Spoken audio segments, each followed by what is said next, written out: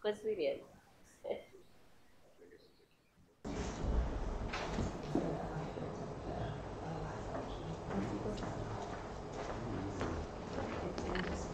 Guri, you want to grab some coffee or tea?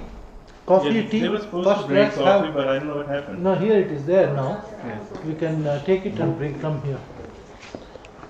Guys, just get your coffee or tea and then we can.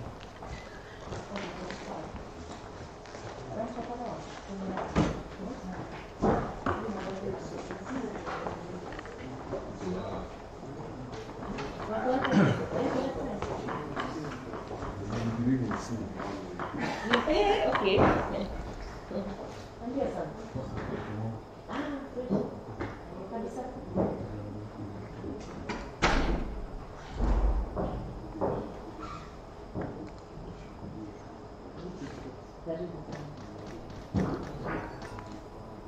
Oh, unajua suggest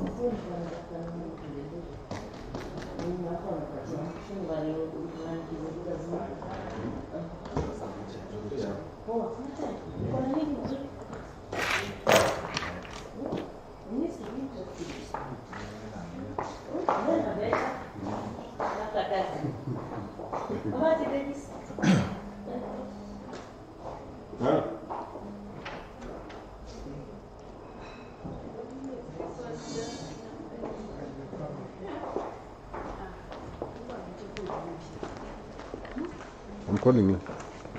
I'm calling you.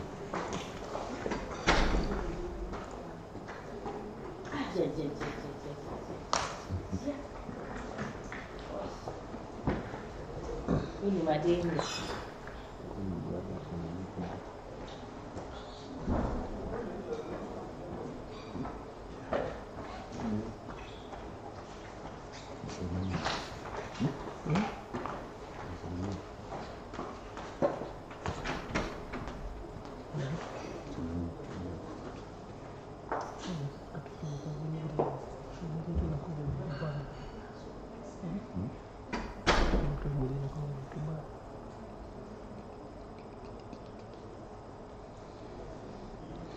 Sijui volume kama hii huku unaongeza volume ya ipi public address. Nitaongeza hii. Nitaongeza hii.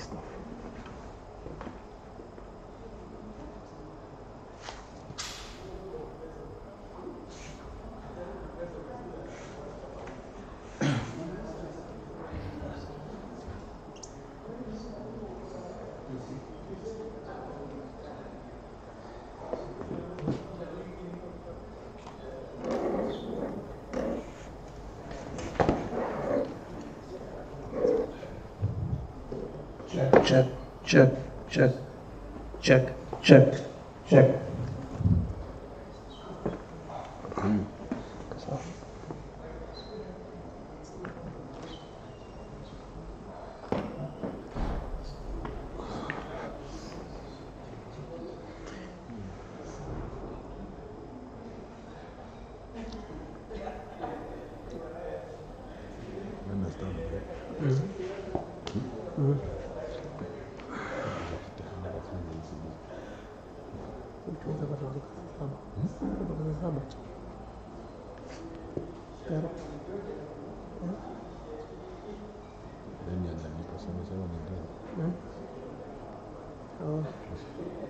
Karo, ini lunch ya?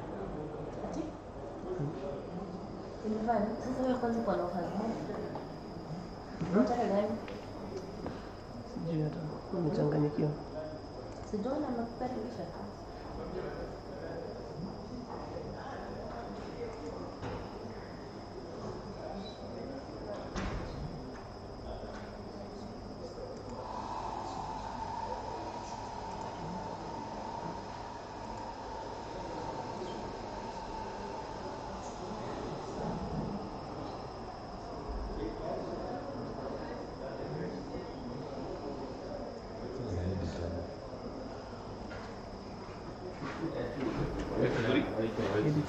You want to have some snacks? Sir? You want to have some snacks and coffee? This coffee. Yeah. Guri, coffee, tea. कुछ तो लीजिए. Yeah, I'll have coffee. Yeah. I need to go to the bathroom. Yeah, come here. Just okay.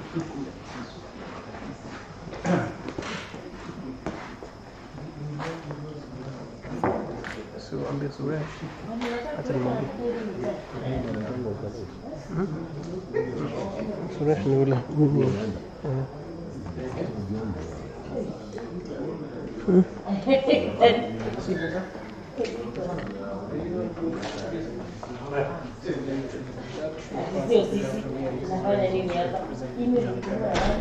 You have hand mic? I'm good. Yeah, we'll have that. Great.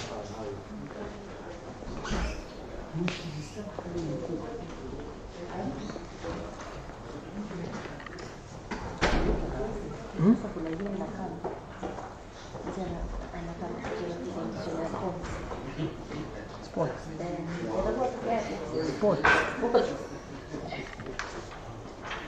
Sports then? We use spots to mitigate on climate change and stuff. So Sudan. That is a scientist now. what? Yes. You treat everyone mercy. That's a troll. Oh, that's a cook second.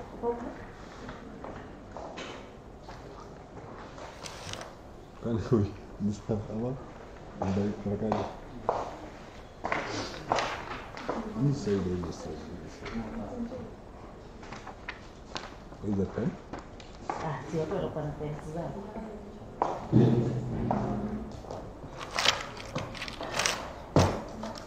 Ini sudah selesai.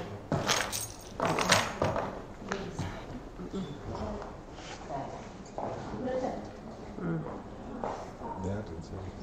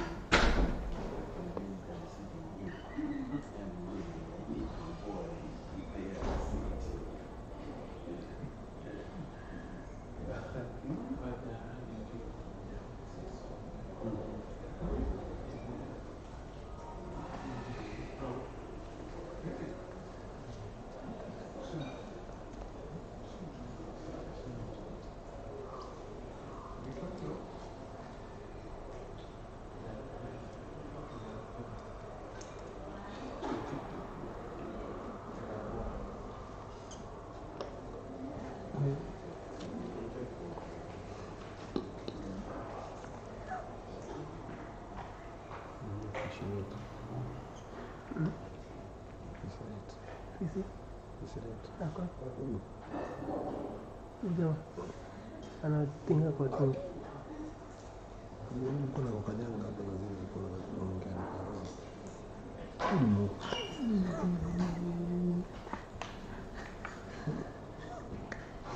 That doesn't mean no,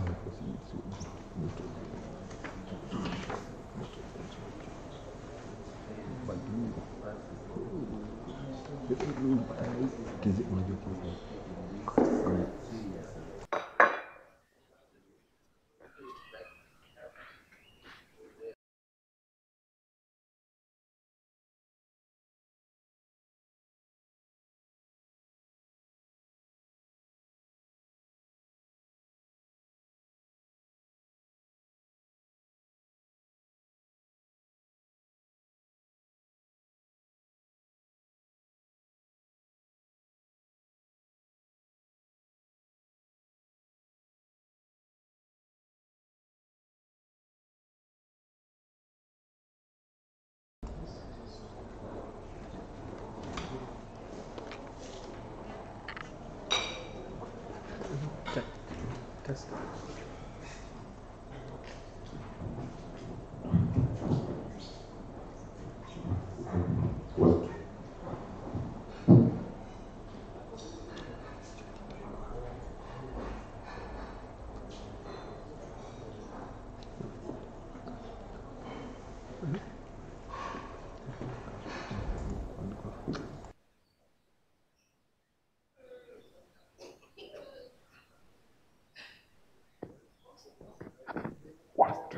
White.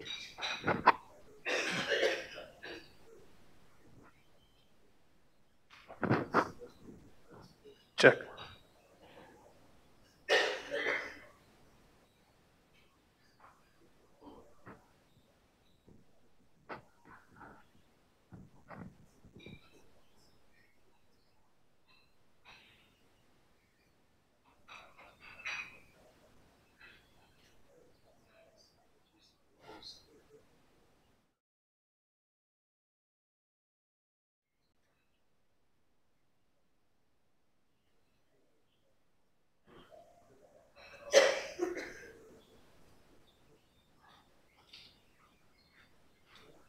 Okay. Do you see anybody else outside?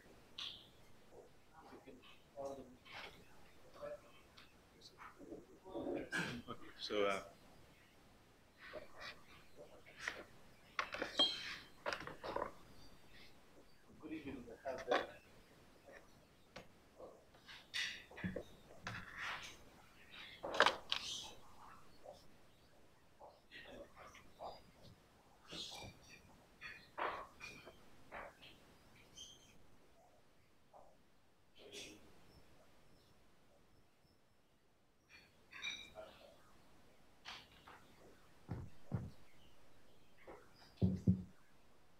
Okay, friends.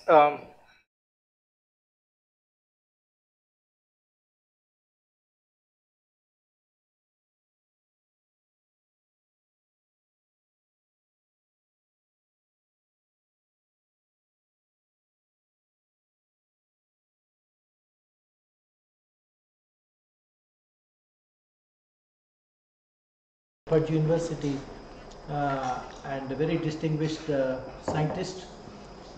He was the first one to clone and characterize the HM1 gene, a gene responsible for resistance to Cochleobolus carbonum.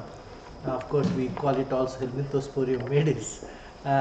He was the one who elucidated the action, the NADPH dependent toxin reductase action of HM1 gene in maize, and perhaps that was the first plant disease resistance gene to be cloned in maize.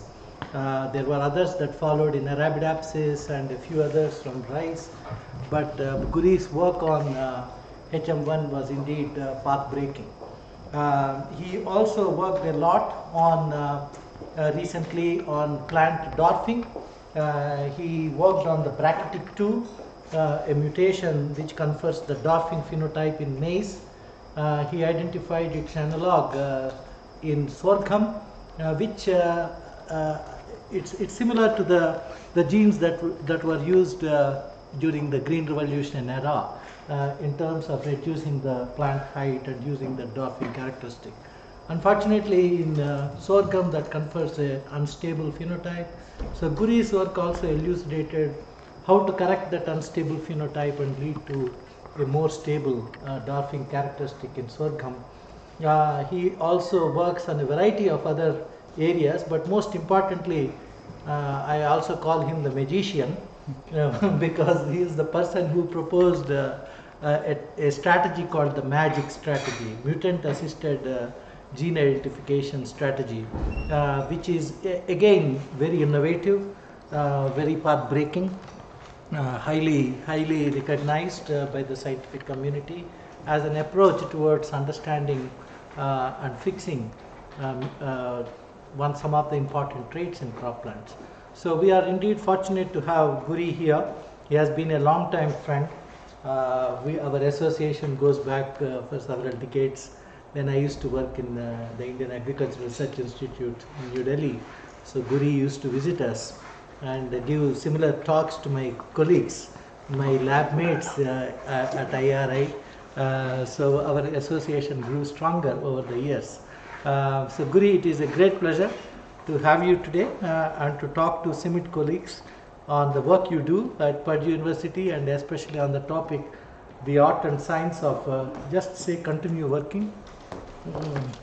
This is a very irritating thing that keeps happening. Art and science of chemical mutagenesis. So welcome to all of you. Puri, the floor is yours. No, you have the.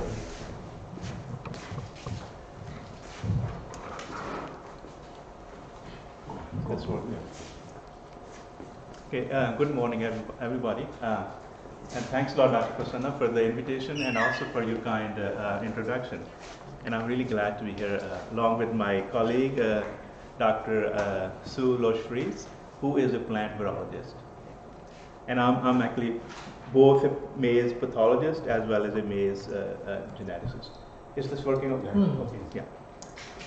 Okay, should we ignore that one?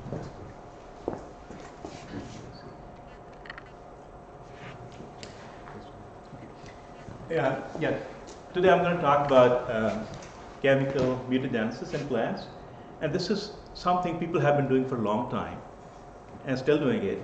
And seems like nobody is really understanding fully exactly what undergoes behind mutagenesis and how to actually optimize it for best interest. And that's something we got into when we realized that chemical mutagenesis, its Pollen is very, very inefficient. And as a result, nobody's doing that. But in other plant systems, wheat, Arabidopsis is the model system, of course, people have been using it quite effectively. Okay. So I'll go through these, give a kind of brief introduction. But anytime you have any question, please stop me and I can clarify that. Okay.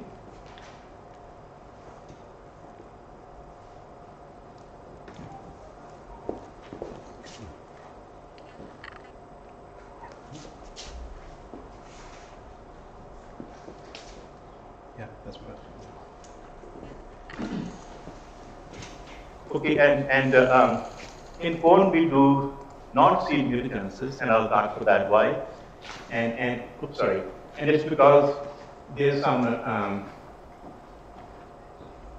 problem with the biology of Pollen that does not allow us to use it the way other people who are working with self-pollinated species can do. And I'll explain that exactly what the reason is.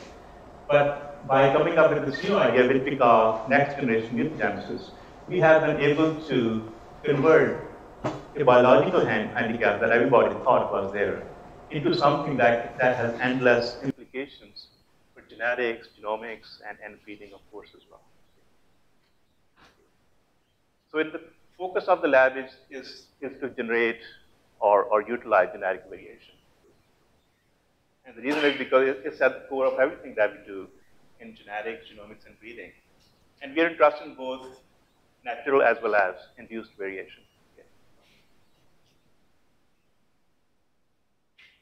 And to take advantage of variation that exists naturally, we came up with an idea that Dr. Prasanna just mentioned, magic, and I'm not going to talk about that. It's simply a suppressor screen, enhancer suppressor screen, where you take a mutant in the gene of interest and cross it with diverse lines of maize.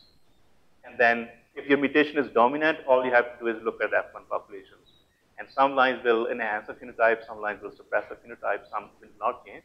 And depending on what your interest is, then you can generate mapping populations accordingly, identify those modifiers. So we call that magic because of mutant-assisted gene identification and characterization. So today I'm going to, sorry, I keep saying it. I'm going to, today I'll talk about variation that we induce intentionally. So it's called induced mutagenesis or mutagenesis in short. Genetic variation does happen naturally all the time, but at a very low frequency of 10 to the minus 7 to 10 to 6. So the idea underlying induced mutagenesis is that you can generate it at a very high rate, orders of magnitude higher that it can happen naturally. And that's what we are trying to do. By definition, induced mutagenesis can be described as a process of inducing any heritable change in the genetic material, which is subsequently transmitted to daughter cells, which give rise to a mutant cell or individual. Okay. And so you don't have to have an individual, you can sometimes have a sector as well, and that mutant sector, which can have quite a few implications as well for genetics and genomics. Mutations can be induced by physical agents, chemical, as well as genetic mutagens.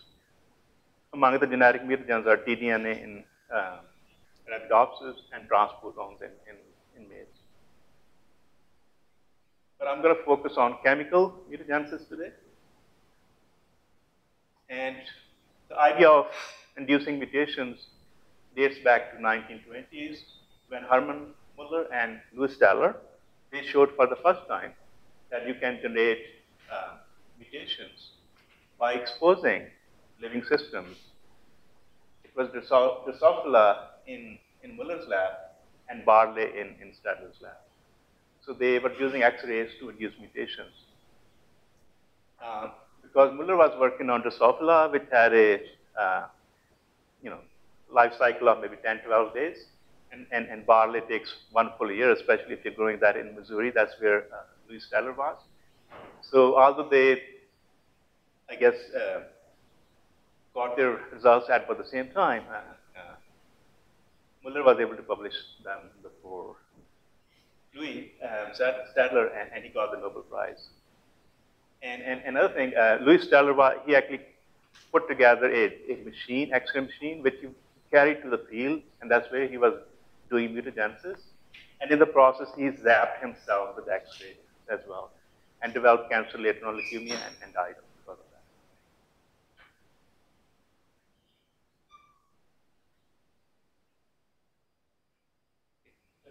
Yeah. So among the chemical mutagens, EMS is the most popular. Okay. There are others as well. I'll describe at least one of them. And there are a few reasons why. First, it's very easy to handle. And it's highly efficient in causing single base pair changes or point mutations. But EMS is not the solution to everything.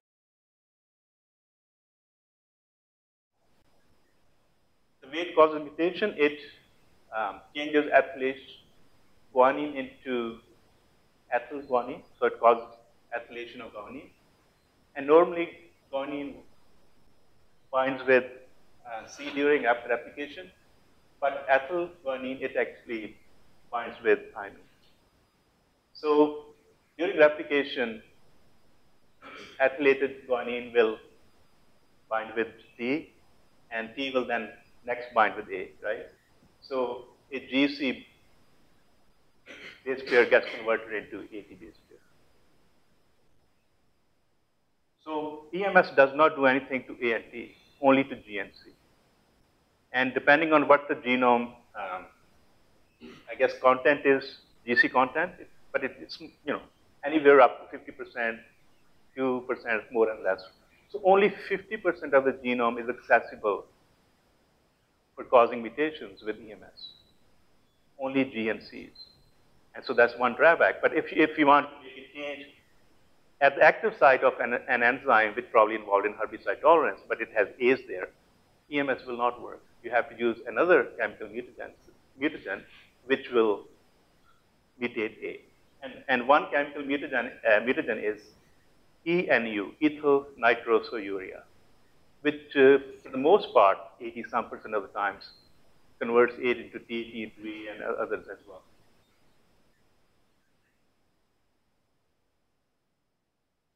So just to give a brief idea of chemical mutagenesis in plants,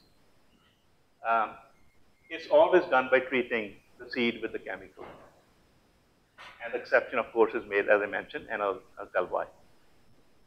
So to do mutagenesis in plants, the seed is soaked in a solution of EMS for some time, and then thoroughly washed, and then planted as M1 material, M1 material or M1 seed.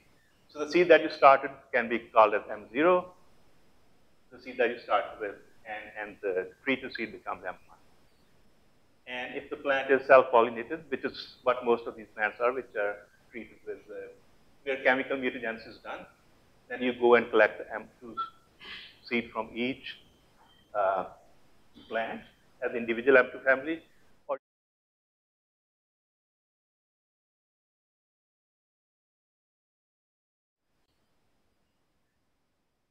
So efficacy of mutagenesis is one of the best in Arabidopsis because it has been optimized there the most. And it seems, and it has led to many success stories, of course. It's not ideal, however.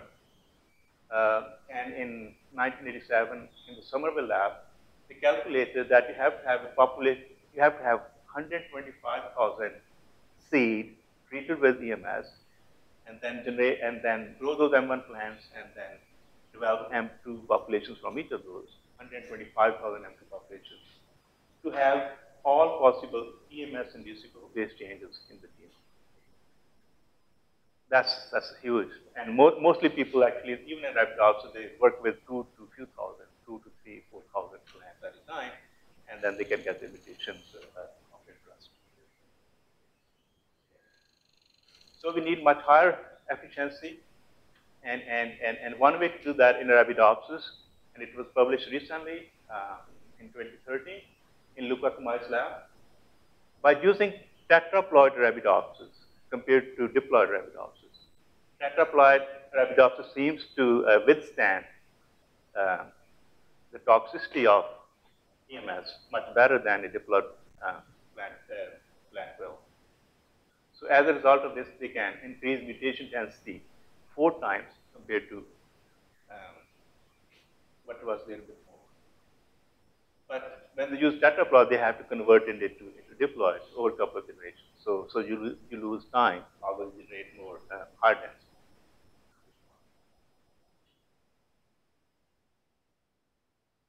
So as I mentioned, EMS mutagenesis using the seed is not the method of choice.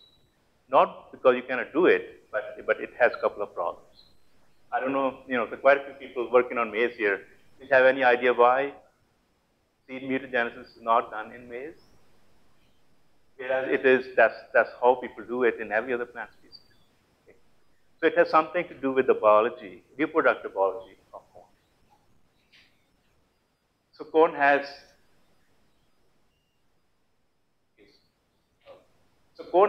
separate male and female shoots or inflorescences. So males are in the tassel up here, female in this lateral shoot, which is called ear. So turns out that when you generate mutations with EMS by using seed, mutations that go into the tassel, they're different than mutations that go into the ear. Because the primordial cells, which are already there, I'll come back to that in the seed, in a dry seed, where the embryo has developed to some extent before getting arrested. So the cells which give rise to tassel are different, already there, and cells which give rise to the ear are different, already there. And mutagenesis by chemicals is random. So mutations that we cause in cells which give rise to this one are different than mutations that go there. So even if you self that plant, you're not getting your mutations homozygous, as in all other self-pollinated species. I'll come to Arabidopsis. You do consolidate mutations here and here.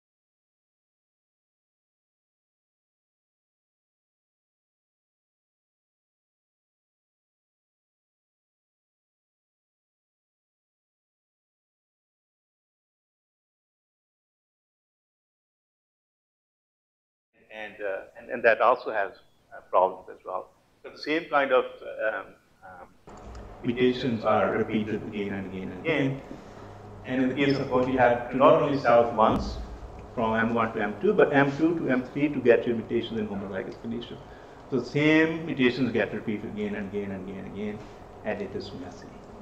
So people then came up with a different way of doing mutagenesis in corn, and then they optimized pollen mutagenesis, which can only be done, or has been only done successfully in corn, in maize, not in any other plant species.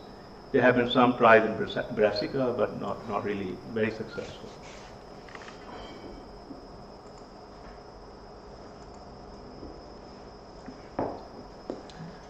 So, just to give you an idea, in Arabidopsis, it is done by taking the seed, treating with EMS, developing this M1 population, planting it, and then collecting the M2 seed, either individually but in Arabidopsis people, they pool 50 M2 that excuse me, at a time or more than that. So everybody does it, everybody knows about it, but exactly what happens during mutagenesis when you treat this, it hasn't really been looked into. According to all the papers that I have read, I think there's a disconnect between what people do and have been able to do successfully and what actually undergoes underneath.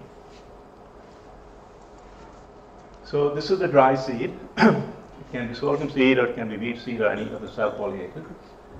And in that dry seed, the embryo has developed to some extent, and before it gets arrested, and it already has the shoot apical meristem in it. It has the root meristem in it as well. Sorry. Yeah. And the shoot apical meristem somewhere here, I guess. And if you look under the scanning EM, this is what the shoot apical meristem is, right? So there are some cells in the shoot apical meristem. People are calling them stem cells now because it's trendy to do that.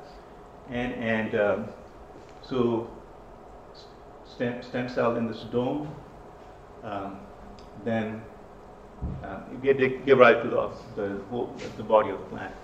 And people think in Arabidopsis, which I think is wrong, that there are two cells here in the apical meristem, which give rise to all the floral structures of the plant. So, but the mutation in this one they think will be independent compared to this one. So when you generate an M1 plant from there, it has two kinds of mutations. So half of the plant has one kind of mutation, the other half is another kind of mutation. So it's a chimeric plant. And you can actually see that if the mutation that is induced by mutagenesis is dominant, like in this case it's albino, so half of the leaves are mutant, half of the leaves are wild type. And because of this chimeric nature, and when you collect seed from a given M2 population, and if there's a mutation segregating in that M2 population, according to the Mendelian laws of segregation, it should segregate 1 out of 4, right? If it's a recessive mutation. But it never segregates 1 out of 4. It segregates 1 out of 8 in Arabidopsis most of the time, And from this, because it segregates, so half of the plant will have the mutation, the other half does not. And that's why if you take this part of the plant, you will not get the mutation. On this side, you will get the mutation. But when you pull the whole seed together, is 1 out of 8. And that's why people think there are 2 cells in there, which they call genetically effective cells, which give rise to the seed. But that's probably not quite right, because I think the cell is only 1, but this cell is a diploid cell. It's not a haploid cell, so it has 2 chromosomes. And when you hit with EMS or any other chemical, you are creating random mutations. And so mutations on one chromosome will be different than on the other one. They're not the same. So every time you treat a seed with EMS or any other chemical, it will always produce a chimeric plant.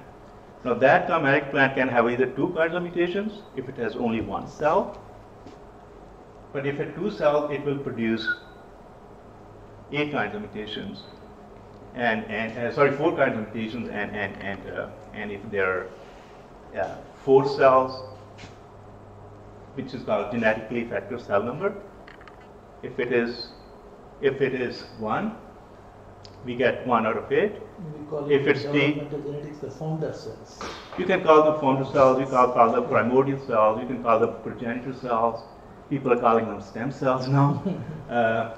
But yeah, so geneticists came up with this idea first, and they call it genetically effective cell number, GECM.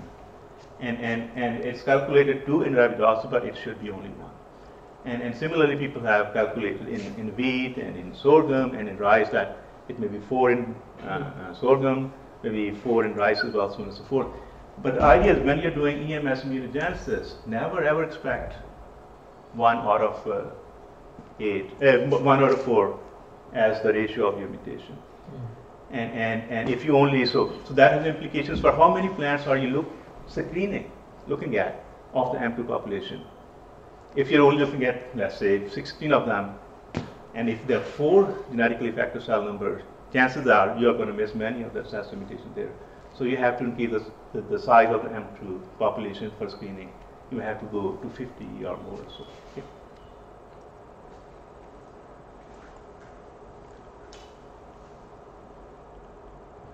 okay.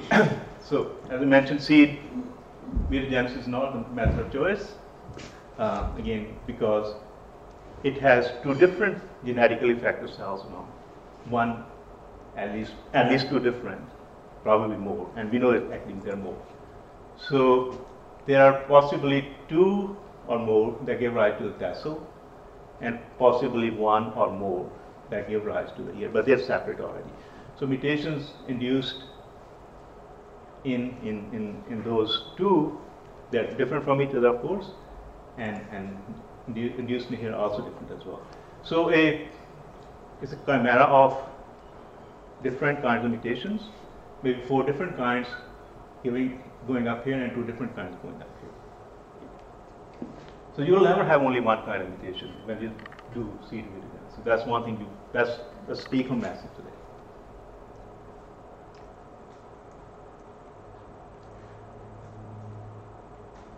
Oops. So people think there may be 4 cells which give rise to tassel and 2 cells which give rise to.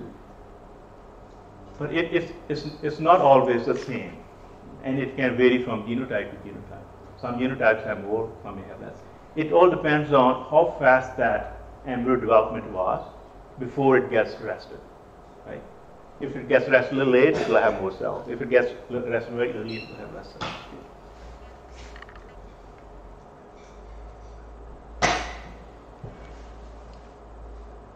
So, but we think that the cells which give rise to the ear, there are separate ones which give rise to the top one and separate one which give rise to this one as well. So these are some of the things we have learned in the process, and it was never known before. So because of all these problems with seed mutagenesis, that we have to go one extra generation, especially that one, people thought it would be more convenient if mutagenesis can be done with pollen. Okay. And the person who did that, his name is Jerry Newford, student of Stadler. And Jerry is 95, 96 years old, and he still works in his own field. A couple of years ago, he got a grant from NSF to put together all of his, he's considered the father of mutants in pollen. He put together all the information for that NSF project. And he mentioned at the maize meeting last year that, this is not his last grant either. He is expecting to have more of those. And he's 96, and still goes to the field day. So he optimized pollen mutagenesis. And the way it is... EDCO is still there? EDCO is still alive, but he doesn't go to maize meetings anymore. EDCO was the student of Jerry Newford. No, he was a Jerry student. Newford's student was... EDCO was the grand student of Jerry. Grand student. But these are the guys who established the maize genetics community. Yeah. Jerry Newford. His book called The Mutants of Maize. It's a must read for everyone. Whoever is interested in maize, you must see that book called The Mutants of Maize. So Jerry Newford and EDCO, they were at the University of Missouri at the same time. Jerry, an employee of the university, and EDCO, an employee of USDA. And they're contemporaries actually. Yeah, they're about the same age. They both are working. They work together for a long time. Yeah. So when you do pollen mutagenesis, you take the pollen, right? And pollen has, when you collect pollen, it has already underwent 2 rounds of mitosis, and so it's represented, pollen grain is represented like this one. So it has 3 nuclei. One is called the vegetative nucleus, which is responsible for the well-being of the pollen tube and its growth and whatnot. And then two other nuclei which are called sperm nuclei or sperm cells. And one of those nucleus, of course, will fertilize the egg. This double fertilizes. The other one will fertilize the endosperm, the polar nuclei. So the one, and if this, and the one that ends up in the endosperm, so those mutations will not go to the next generation. So when you hit this with all these three nuclei hit again independently. So the mutations here are different than the ones here and different than the only the one that fertilizes egg goes to the next generation because it goes into the embryo, right? Just shown here. So a typical pollen mutagenesis protocol looks like this one. As opposed to seed mutagenesis, you take pollen. Let's say if you want to generate an EMS mutagenized stilling population of B73, right? You take the pollen from B73, treat it with EMS. There's a certain protocol, treat it at certain concentration for a certain amount of time, and use that pollen then to pollinate the silks on this one, which is not treated with pollen, not treated with EMS. So mutations are only coming from this side and pollen. But every pollen will be hit independently and will have different sets of mutations. And the M1 seed that you get, every plant, M1 plant or every M1 seed has separate set of mutations. They're independent. Okay? And that's one of the advantages because you're treating a haploid cell here with mutagen, with mutagen. So M1 seed is planted, few thousand M1 plants, and if there's any dominant mutation, you screen for those dominants or whatever, devouring plants or religion mimics, many of them, and then you self them. Okay. So you did one round of pollination here, which is controlled, right? And then the second round of pollination here to get. But in cone, unlike self-pollinated species, you have to do it yourself. And pollinating 1,000 plants, it takes time, and that was one reason why seed mutagenesis was at disadvantages, and especially if you had to do it twice. Here we have to do it only basically once, if you ignore the first one. So then you plant M2 families, and in this M2 material, unlike the seed mutagenesis material, every mutation will segregate as a monogenic recessive, 1 out of 4. Unlike skewed ratio 1 out of 8 or more, with seed mutagenesis is 1 out of 4. Okay? And you can see recessive mutations at this level. So it's called random mutagenesis, or kind of like filling the trend.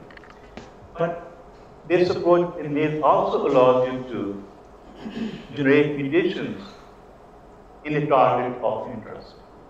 Even though mutations caused by EMS are random, but you can generate mutations in the gene of interest, at will. It's all, it depends on the screen that you're doing. And the way it is done is, for example, you have, and that's how we did that, and you want to generate mutations, new alleles of a getting developing mutation, right? So you use that as a female. And then you take pollen from a wild type plant, B73 in this case, which has a wild type gene, treat it with EMS, right? And use that pollen to pollinate this and develop this M1 material. Bricatic 2 being dominant over recessive Bricatic 2, all the M1 will be tall. But if this Bricatic 2 coming from the parent gets hit by EMS and becomes mutant, then this particular plant will appear in that M1 progeny, even if there are tens of thousands of plants, it will be short. So you basically walk through it and identify that. There will be all sorts of other mutations, but they get masked by Y-type alleles from here. Only the recessive alleles, if there are more of them, they will reveal in the M1 in separate plants, of course, right? So that's how you do targeted mutagenesis in corn, by using this approach. It can be in this gene, or it can be in any recessive gene, whether it confers resistance to a fungal pathogen, confers resistance to a viral disease, or whatever. It is actually very effective. Using this approach, the pollen mutagenesis, the frequency that people have been able to achieve is 1 out of 1,000. But that works very rarely like that. So 1 out of 1,000 plants.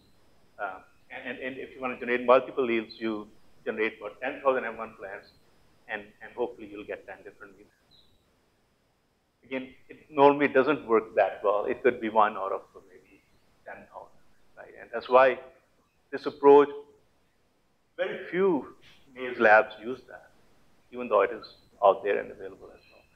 And we almost never ever use it for tilling.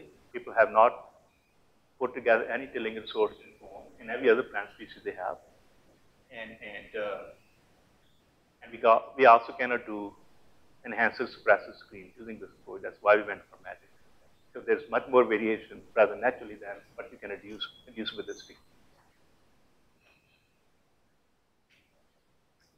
So pollen mutagens has disadvantages, no rate, and it's not easy to carry or perform. You know, it's more art than science, and even if I do it, it may work 1 year and may not work for the next 2 years. It's really annoying, and yes, it is easily impacted by the environment, and that's why it's not very popular. So, there's not much we can do about this one unless, kind of do it on a day when it's nice and cool and dry. But we wanted to make a change here, make it much more effective. Instead of having 1 out of 1,000, you would like to have 1 in 100, or 1 in at least 200. So we thought we might be able to do it by, so another thing, mutagenesis, whether it's done by using seed or other approaches, it has never been done more than once. Everybody only does it once. But then we said, in breeding we do recurrent selection. Why can't we do recurrent mutagenesis? Doing it again and again. So that's when this idea hit on us, and we came up with this approach. We call recurrent mutagenesis approach, which is what we call NextGEM. Initially, because seed mutagenesis was not done in corn, and we thought that maybe, probably is not possible at all. So we initially applied this design to pollen mutagenesis approach. And the way it is done is, so at step 1, you do mutagenesis the way it is typically done. Take pollen, treat with EMS, put onto these. And then at the next step, instead of growing these M1 plants, which each has separate mutations, just all over the field, we decided to plant them in paired rows. So 10 or 20 plants in row number 1, similar 10 or 20 plants in row number 2. So all of them have separate mutations. Also, these have separate mutations as well. And similarly, 3 and 4, 4 and 5, 6. And then take the pollen from these guys in row number 2 and treat them with EMS, pollen mutagenesis gain, and then put them onto those. So the idea is you generate more mutations, and you're kind of stacking them on the previous set in here, from here. The old ones that came from here, but also generate new ones as well. But you keep them independent and also heterozygous. So the mutations when you generate, initially they're heterozygous, right? Only one chromosome is affected. So you consolidate mutations here. And let's say you add 100 pair rows, and at the end of this step, you will have 100 different lots of seeds. Okay. And each lot will have more or less the same sort of mutations, although there will be 5, 6, 7 different kinds, but they'll have the same of them as well. And you can actually repeat this step again, growing the material in paired rows, and these rows can be no bigger as well, depending on, and you can, in rows as well. So here there were 50 lots here, now you have 25 paired rows here. And again, mutagenized pollen from here, put them onto here. So this way you can have mutations here, mutations here, mutations here, and also these stacking. So after 3 rounds of mutagenesis, you should be able to have quite a few more mutations. We initially miscalculated that. We thought maybe we'll have at least 3 to 5 times more. But we definitely get more than 2 times more mutations, 2.5 or so, but never really went beyond that. And that kind of annoyed us. You know, it's a lot of work to do that. And treating with, pollen with EMS is messy, and you have to do it in the field. And you have to use all sorts of precautions as well. So, but the one advantage is this seed here, which has undergone 3 rounds of mutation. So there are lots of seed in each lot, and you can scale it up, down as well. I can, whatever, depending on what the need is. But as I mentioned, many of the seeds have similar mutations in here, 10, 12 different kinds, but those will be different in lot 2, different in so on and so forth. So if you want to take, let's say, 10 seed from here and 10 from each of these, from 225 seed, that seed should be equivalent to maybe 250 seeds should be equivalent to 750 of the normal or the conventional mutagenesis. And this seed then can be used for any kind of, you can take, let's say 20 seeds from each and 500, then you can self-it to generate tilling population. You can similarly have 500 seeds per generate mutations in your gene of interest, or you can pool them together and spray it with herbicide, because there's so many mutations in here, and look for herbicide tolerance as well. And this can be scaled up and down very easily as well. But as I said, after having done all this stuff, we were able to get mutations only 2.5, because there's every time you make it cross, you're also diluting mutation by segregation as well. So that's when started thinking. One reason why seed mutagenesis became, I guess, fell out of, choice, because it was taking more generations to get to the homozygous. You had to go 1 extra generation. But here we are already doing over 3 generations. So we thought if we can combine pollen and seed together, that may actually give us what we're looking for, 10 times more mutations or even more so. So then we introduced, seed mutagenesis. You can do both pollen and seed at the same time. Treat the seed and you can do both the female and male with do seed mutagenesis, or you can do only one, and you can do it seed here as well. And there are many permutation combinations that we could fit. So we tried all of them. And again, it's a lot of work, especially if you have to do these pair rows.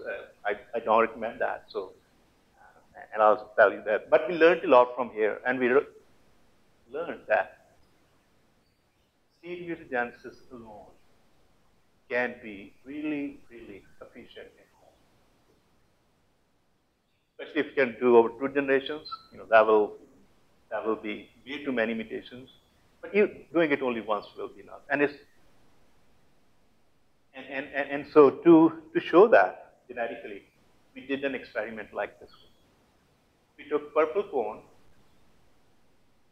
it has this locus R gene, R1, and treat this with the mutagen, EMS or ENU, and grow M1 plants, and use those as female, and pollinate them with pollen from yellow cone, which has not been pollinated, not been mutagenized. And so if you do that, so this is a homozygous, right? So M1 plants, when they are pollinated, so they are homozygous for this one. When they're pollinated with yellow pollen, you still get all the ears which are purple, or R is dominant over, color is dominant over or yellow color. So all the ears that you get here are But if mutations have happened in this one here by EMS, and those mutations, and when you collect pollen, pollen from that mutagenized seed, and use that pollen to pollinate the ears of these ones. So sorry, I probably may have said wrong. So you take the pollen of these plants and put onto the ears of the yellow corn, right? But when you use that pollen, it still will be all purple. But if there's a mutant pollen in your pollen here, then you will start seeing these colorless kernel as well, yellow as well.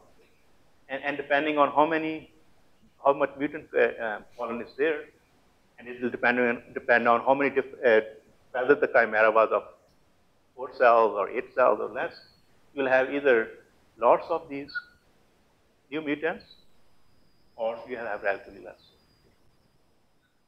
And you do this one-to-one cross. You take pollen from one and put onto one here. You don't do more than that. So many of these mutations, which I can see they are repeated on the same. So mutation here, we think it's the same. On here, maybe 2 different kinds of mutation because there's so many of them. So the same. So you're doing it on the basis of an ear or a family. Okay. You're not creating only one plant or one mutation, as in the pollen mutagenesis. You actually have created at the level of the family. So if you somehow waste this, or you have that mutation to go back to after going back to it. So we did that, and we found actually this mutagenesis is so much effective, and we can make it even more effective as well by using some other tricks as well, and I'll come to that too. This was easily 10 times more than the pollen mutagenesis method. 10 times. But you can also do the same experiment in the opposite direction. You can use this seed, treated seed, M1 seed, as a female, and pollinate it with pollen from the yellow corn. And when you do that, then you see so again, all the ears that you get here, they will be purple because they will be R over small r. But if a mutation has been introduced into the ear, it will appear as a sector on the whole ear, as colorless kernels on the background of a purple ear. So all of these mutations are basically the same. It's the same mutation. And depending on how many cells contribute to the ear, you may get this sector representing only 1/4 of it or 1/2 of it. Well, I never saw any ear out there because people have never done that. So that's why I had to actually draw it intentionally. So, but we did that with some other mutations, and you do see a sector like that. Again, when we did that, it was also easily more than 10-fold more effective than pollen mutagenesis alone. Again, same mutation is you see it again. So even if you're unable to somehow recover this one, all these are the same mutation. So you can always go back to that ear. So one thing you want to keep is you want to harvest your ears as separate. You never want to pool them because every ear has a separate mutation. And one trick is when you do seed mutagenesis, you can get sectors like these. And you want to look for those sectors, and there are quite a few different kinds. It can be albino sector, it can be yellow sector, it can be a lesion mimic sector. So you want to, every genotype requires a different dose, but we have figured out that people normally use at least 8 or 12 hours of treatment. But we have realized that there's no need for that. You need only 4 or 5 hours of treatment, because if you look at the apical dome, the stem cells or the founder cells, they're only in the L1 layer, which is either the epidermis or maybe the L2, which is just one blue. You don't need to treat it for too long, because when you do that, then other cells are treated as well, and then they will give rise to a plant which will be very sick. So you identify those which will give you more sectors like these up in the flag leaf, which you want to call the flag. And sometimes this sector will go into the tassel as well. And by collecting pollen from this one, you actually can just become heritable as well. You can take it to the next direction. And the same you can do with the ear. As you can see these kind of sectors going into the ear as well. So by using this trick, you can actually enhance just by doing seed mutagenesis alone, and only for one generation. You can do, of course, multiple as well. You get at least 10 times more mutations compared to the, and 10 times more is yeah, normally if you have to use 5,000 M2 families to look for one mutation, now you have to look at only 500. And that completely changes the equation.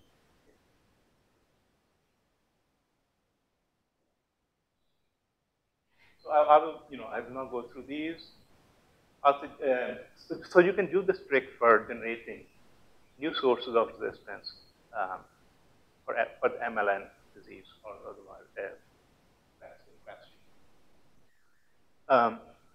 There are quite a few resistance genes, or you can generate quite a few resistant genes which can provide protection against the pathogen. Because virus needs a lot of genes from the host for replication, for movement from one cell to other cell, and even for creating symptoms as well. So there are lots of opportunities to generate recessive kind of system. So you can use the random approach, take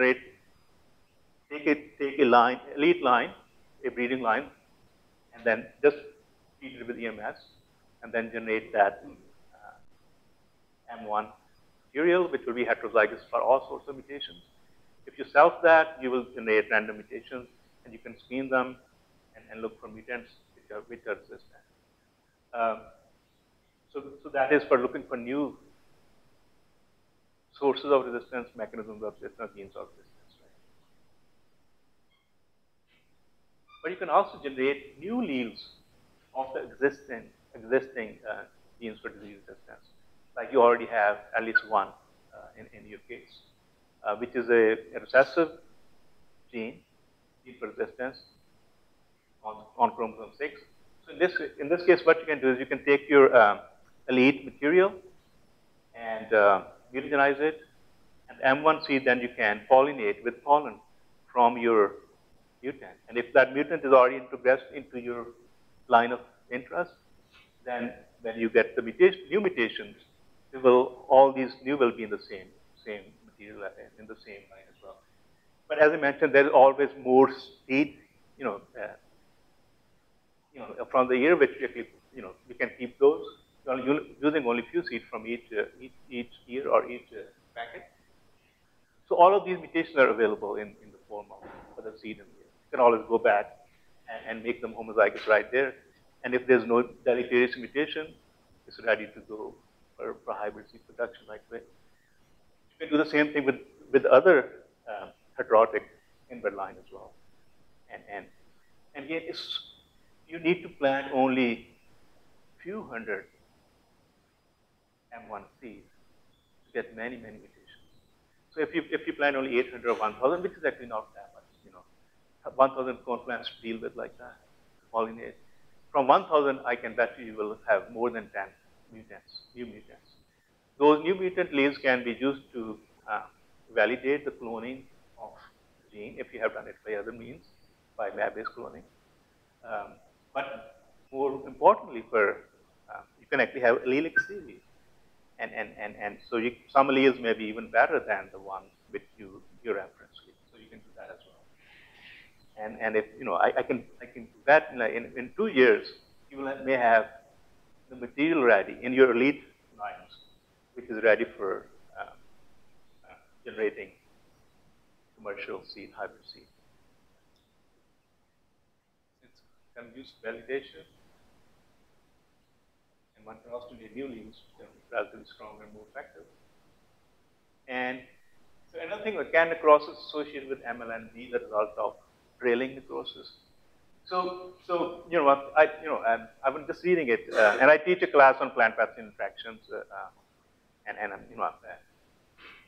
we also work on autoimmunity in Pollen as well. Many of the lesion mimic mutants that we work with, they have mutations in either R genes, NLRs, or in other genes which keep NLR genes in check.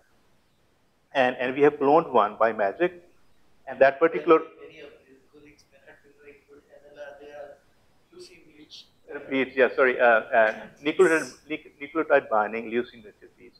So most of the R genes, which the breeders have used for all sorts of diseases, they're dominant, they're easy to work with. So they encode these receptor-like proteins. And their function is to recognize the pathogen, a specific race of the pathogen, and when they do, they trigger the hypersensitive response. But you can also have mutations in them that will trigger that charge. And because these are killer proteins, the function is to kill. Use less acronyms. The HR again is hypersensitive response. So Okay, yeah. we are geneticists. Okay, but yeah. Yes. So yeah, but, one thing I want to just mention here. So can necrosis associated with MLN be the result of trailing necrosis?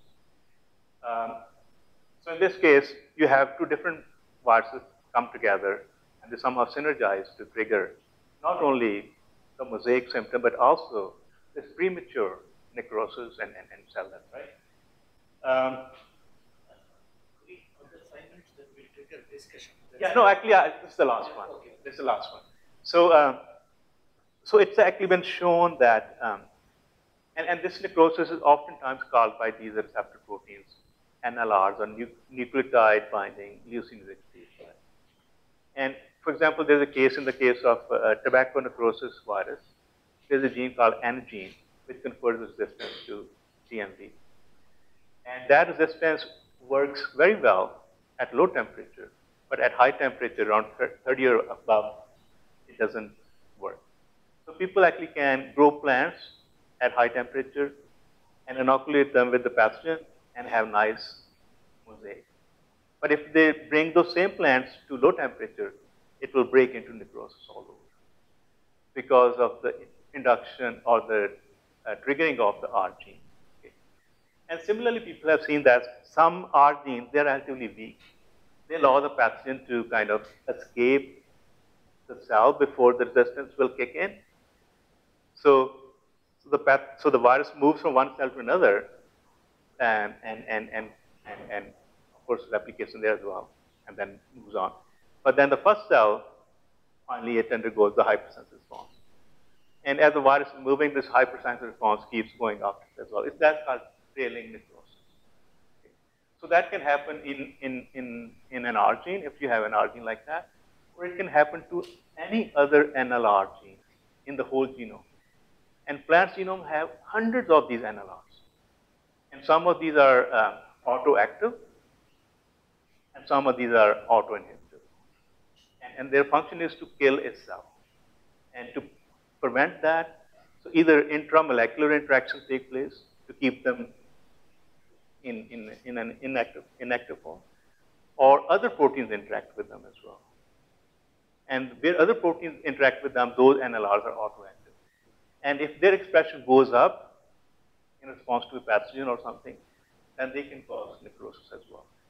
So I don't know if you guys have done any RNA-seq, and we have identified at least 10 NLRs in maize, which are highly autoactive, and their expression goes up many, many fold. And they can outcompete their inhibiting proteins encoded by other genes and trigger it.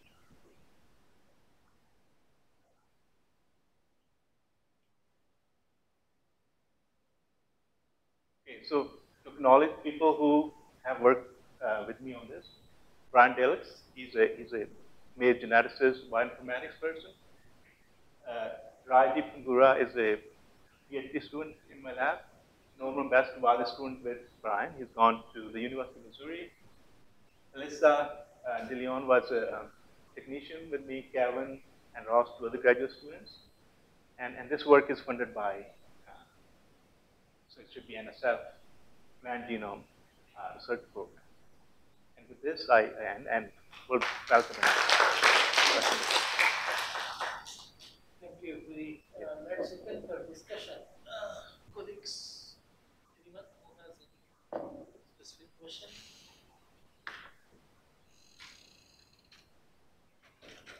Sorry it took longer, but I thought I'd go slowly and try to explain everything. Guri, I have a few. The first question is that is this approach used successfully against any specific disease? Any specific disease in maize or in other plants to fix the trait, or create variants for specific disease resistances? Not for disease resistance. And as mentioned, the pollen mutagenesis approach, which is the conventional, nobody knows what our seed mutagenesis is, because we haven't published that yet. So people haven't really tried that. But in the companies, especially chemical companies, I heard that Bayer and BASF, they have used, again, pollen mutagenesis in corn to generate traits like herbicide tolerance. But mutagenesis is a numbers game. You have to generate either you have to treat large number of seed with the chemical and then plant it in a field. But you mentioned that you don't need to generate so many. By 1,000 plants, if you can get with our new approach. With the new approach. With the old pollen mutagenesis approach, you have again it's 10 times more, right? Yeah. And if you have to generate M2 populations, as I mentioned, recessive mutation may segregate 1 out of 16. No, my question is that have you tried this approach on any specific trait at Purdue, creating variants for? Yeah, so we actually have new variants of Burkitic 2, and we have some of the new genes that we clone which are involved in NLR autoactivation in those as well. We have generated Brachytic 2 is a single gene mutant. Yeah. And so, but MLN resistance could be conditioned by multiple resistance genes. Some quite strong, some are in the background. Even although we have chromosome 6 is one of the major genomic regions, we still have other genomic regions influencing the trait penetrance and expressivity. So how effective will be this approach when it comes to traits like MLN, where there are multiple genes conditioning resistance? Well, actually, if there are multiple targets, the approach will be even more successful, right? We have been using it for HM1, the gene that we cloned way back in '92, which was the very first gene for disease resistance in plants. It encodes an enzyme, NADPH-dependent enzyme, to inactivate the toxin produced by the pathogen to confer resistance. And that resistance has lasted forever. We found a couple of natural alleles of HM1 which were able to provide protection at maturity, but were unable to provide protection at the seedling stage. Those are called adult plant resistance genes. So we cloned both of those, and we found that there's only a couple of simple changes in those APR alleles compared to the wild type allele. And both of those changes were not killing that gene, knocking it off completely. They're only causing it to lose function partially. So to confirm that APR resistance is the function of partial loss of functional alleles, we generated a whole allelic series using this approach. And we found these new alleles, they were either 80% effective, 60% effective, 50, 40, so on and so forth. So we were able to generate new APR alleles by intentional mutagenesis in a target gene. And then actually the paper is being reviewed in Plant Cell right now. My final question. Despite decades of research on mutagenesis, why is it that this approach is not widely embraced by the breeding community? Why is it that we do not have an array of induced mutants used actually in breeding programs? Are you talking about maize or any other plant? Maize. Well, maize, as I mentioned as well, it's a misconception. And only that you cannot do seed mutagenesis. So before, as I mentioned, before we started this NextGEM,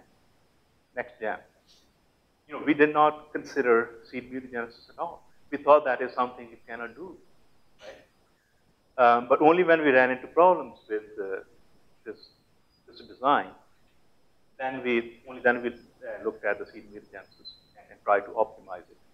So other people have never done seed mutagenesis, or the people, if they have done it, they haven't really. So you think it would revolutionize? It will. That's something we can guarantee. Especially it revolutionizes genetics and genomics, and as I mentioned, the breeding as well. You give us any asset, I can generate new source of resistance, but also improve the ones you already have. But also we can generate herbicide tolerance in your materials by this technique. And it's all non-GMO as well. Right? Okay, so I don't want to make it a monopolic discussion. So, colleagues, once again, an opportunity for you to ask any query to Guri. This is an important topic. It could have potential benefits to our work, especially when we talk about MLN. So, colleagues who are engaged in MLN work, where is Manjagowda? Is he here? He's gone? Oh, okay. So, Suresh? Mine is two questions, rather maybe more curious to learn. Which are the other crops you think are most benefited from this seed mutation, having this kind of a background of disease resistance or any other benefits to the agriculture? Second point is that do you think we can think of combining several disease resistance to kind of elite lines, come up with multi-trait stacked lines? Is it possible? Well, again, in other plant species, people have done seed mutagenesis quite a bit. And I think the only thing they haven't done fully is they have mostly used only one mutagen, EMS. And as I mentioned, EMS can only mutagenize at the most 50% of the genome. The other 50% of the genome never gets mutagenized. So you have to use another chemical as well. So if people can use EMS or ENU, either together or sequentially, I think that will definitely make it much more effective. Sometimes people think this is an old technique; it has been tried as well, and there's always this. Whenever there's a new idea or new technique to be, you still have to transform your plant, right? And during transformation, things can happen, epigenetic changes can take place, and not every line can be transformed as well. And still it's considered GMO. Not all genetic, but in some cases. Yeah. Yes, So if it was deletion, then it is considered a complete insertion. But substitutions are not considered as GM, at least in case of gene editing in US regulations. So far, base substitutions are not considered as GM. Whereas if you have a large insertion or deletion done through editing, it is considered as. Yeah, so making a deletion is very easy, single base pair change, but making a base pair change is relatively much harder. So, but it's doable, and you have to use, much larger number of plants. Your second question was, can you use it for other diseases? Actually, I didn't say that. So, from each, if you harvest each year separately, and I said each packet will have multiple mutations of the same kind, right?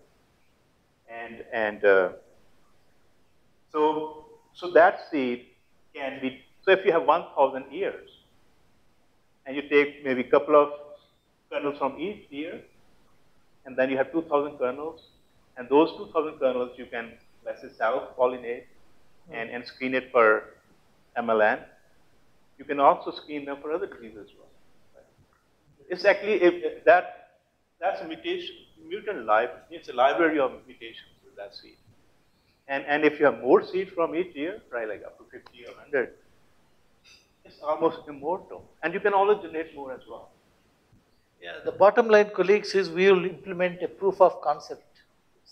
And I'm willing with Guri's approach on MLN, perhaps picking up 2 lines from each of the heterotic groups, and going through the protocol that Guri has devised to see whether we can get MLN resistance more easily in some of our drought-tolerant lines that are otherwise MLN susceptible. So once we do the proof of concept, we'll know what Guri says indeed is doable on the larger scale or not. And if it is indeed doable and it is much better approach, uh, then more easy to apply, lesser cost than gene editing or through marker assisted backcrossing, then it provides a potential avenue for us to use this approach over a wider number of CIMITS lines and to convert them from MLN susceptible into MLN resistant versions. So it's a very exciting project. Perhaps it could be a potential MSc student thesis work, okay? Anybody? Okay. And again, it will generate all sorts of other mutations as well. Mutations impacting the stature of the plant, the maturity level, anything that you need, or if your elite line is really good, but it has one drawback, and you can actually get rid of that by that. So there are lots of opportunities using this. Excellent. So, any more questions from colleagues? If not, let's give a big hand to Guri for his exciting presentation, and let's really hope that his protocol will revolutionize maize genetics in more ways than one.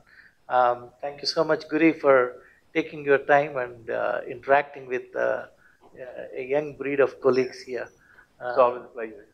Thank you so much. Yeah. Okay, thank you once again. Yeah.